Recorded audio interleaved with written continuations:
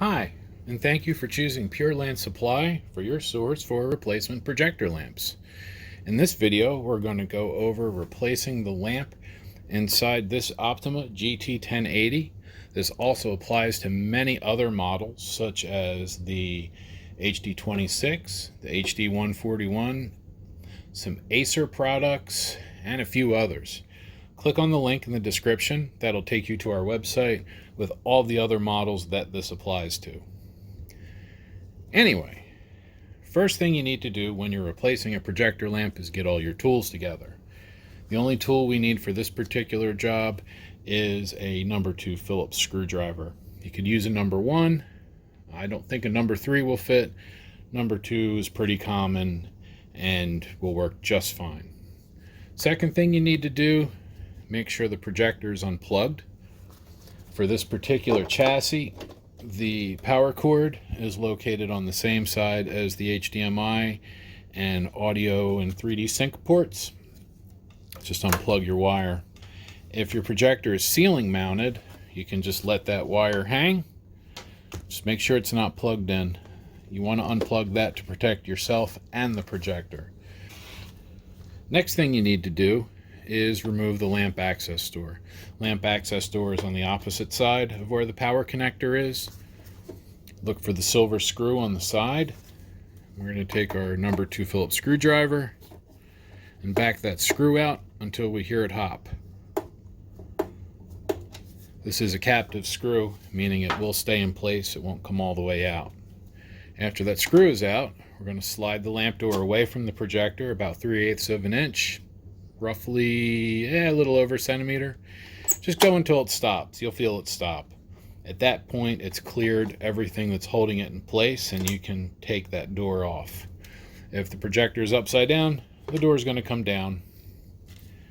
Just, use these instructions in whatever orientation your projector is installed. Set the lamp door off to the side, but don't lose it. You need that.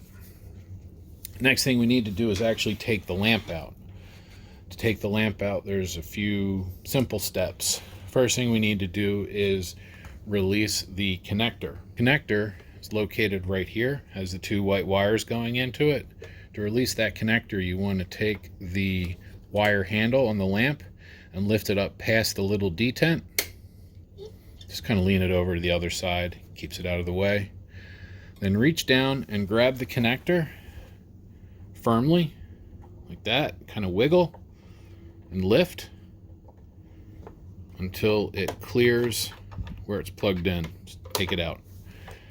Don't pull by the wires if you can help it.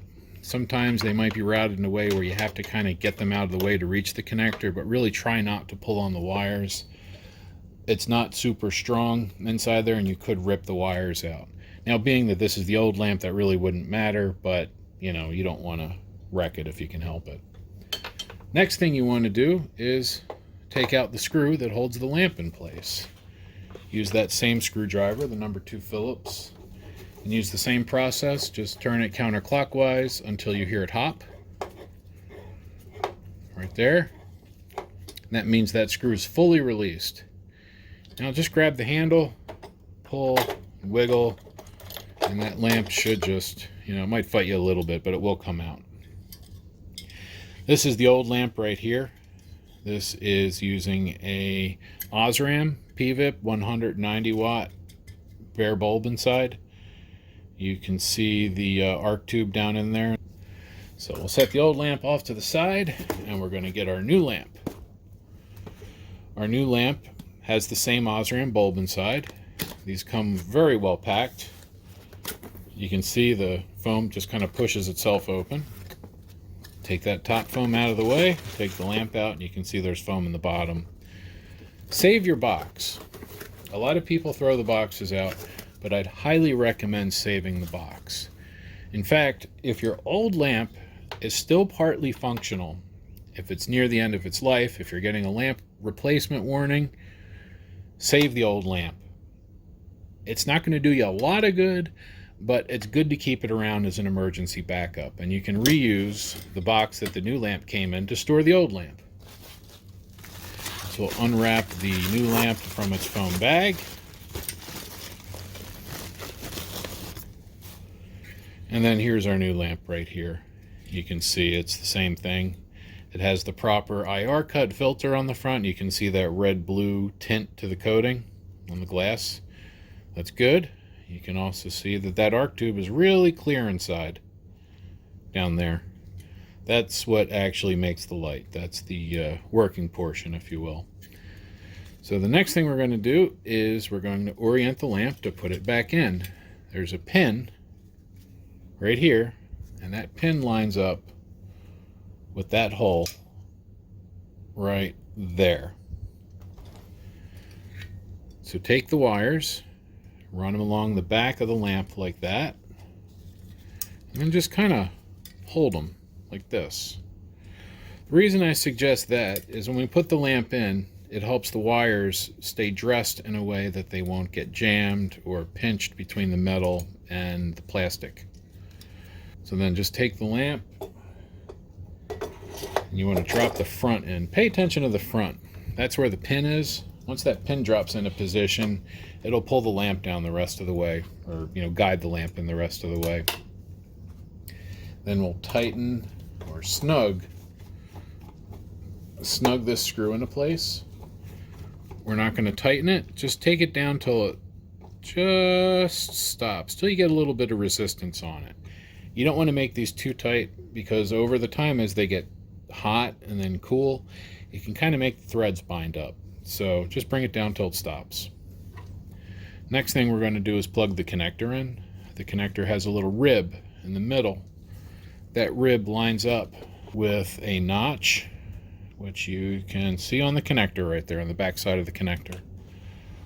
So we're going to take this with the rib, keeping the wires along the back of the housing, and we're just going to plug it in, push down. Sometimes they snap, sometimes they don't. You just want to push it in until it stops. Kind of tuck the wires down like that. And then most importantly, we're going to take the handle and we're going to push the handle down until it snaps past that detent. That latches the connector in place. The connector shouldn't come out anyway, but that will definitely keep it from coming out. And the next thing we'll do is we're going to reinstall the lamp door. The lamp door gets reinstalled the same way it came off. Set it in place about 3/8 of an inch out. You'll feel it. It'll all of a sudden just kind of drop down like that. Keep a little bit of pressure on the top to keep the door switch pushed down so you don't get resistance. And just slide it towards the center of the projector. We'll take our number 2 Phillips again, and we're going to snug that lamp door screw into place. Again, just till it stops. Don't need to go super tight with it. That door is not going to come off. Then the last thing we need to do is reconnect power. The power cord is going to plug right back in the side. Again, if it's ceiling mounted, the cord should be right there. After you plug the power cord in, if your power is on constantly from your socket, you should have the red standby light. To verify everything's operational, make sure your lens cap is off. Just press the power button. And then at that point, you should hear the color wheel start up and the lamp should ignite. The reason we're doing this is not just to look at it, but we want to verify it's working. You can see the Optima logo on my hand there, kind of. It's not in focus, obviously. And then there's the searching for source message right there. Now what we need to do is go into the menu to reset the lamp timer. So press your menu button, go one to the right to here, and then start clicking down until you get to the last one more time, and that takes you to the second page, and you're going to go to lamp settings. Now this particular projector has already had has its lamp. It's fine. You can see it only has about 300 hours on it.